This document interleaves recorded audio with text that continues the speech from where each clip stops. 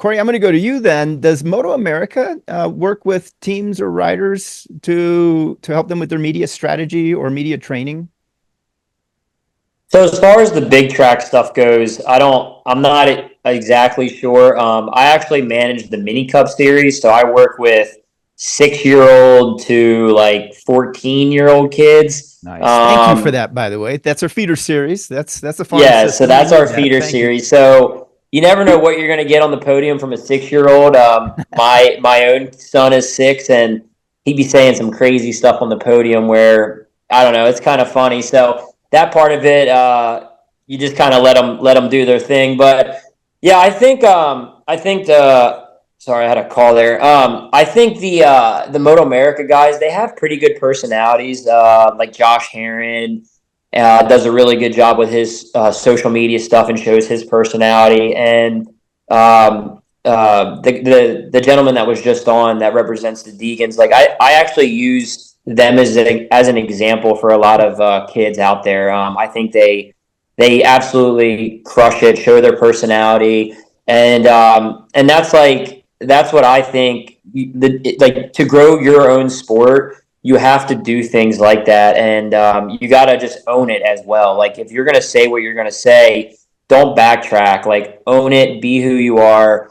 And I think media training is big, but I also don't want like the kids I coach.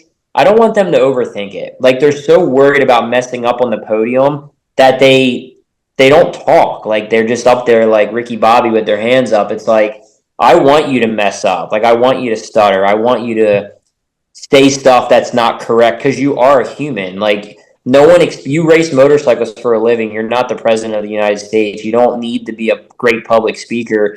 You just need to be yourself. And but when you go up on the podium and you don't say anything, it's just kind of like, sweet dude, like say something, man, and just yeah, post on social media. Everything the other guys have said on here, I agree 100%. I'm fully on board with that.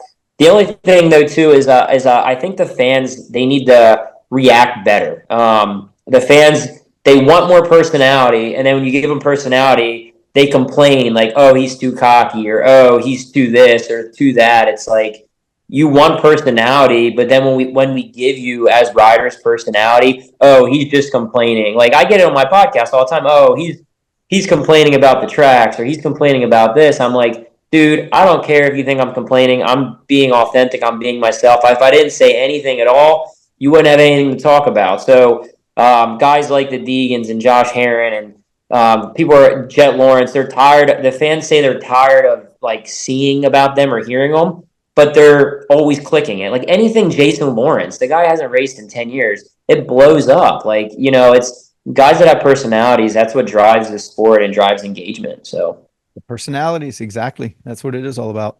Yeah. Hey, Corey, that's a really good point on J Law. He's made himself relevant again after being on the sport for how long? Just because of his social channel. Perfect example. yeah, I agree. Yeah, guys like Logan Carnow too, that has he's like a mid-pack rider maybe. Like he doesn't even qualify for a lot of supercross mains, but he's got a huge following just because of his brand. He promotes the OnlyFans and things like that. And it's just, yeah, if you have a brand, you don't need to win. You don't need to win every race. You just gotta, Exactly. yeah, do your thing. So Yeah, a lot of representing companies has to do with what you're doing when you're not racing, because when well, you're and that's racing, why you're on. just real quick, one more thing before I wasn't a good racer like when I turned pro. Like I was very average, so I had to get good at marketing. Like I went to college for marketing because I wasn't going to get a ride based off my talent. Like I wasn't good, so I had to go and kind of learn how to market myself so I could keep racing. Like I wanted to race motorcycles, but the results weren't cutting it, so I had to. I became a journalist for Cycle World. I did stuff for Cycle World for a while. I did stuff, like my podcast. I did things like that so I could have a brand to keep racing, and then eventually the results got better. So it all worked out. But yeah, you gotta do different things sometimes.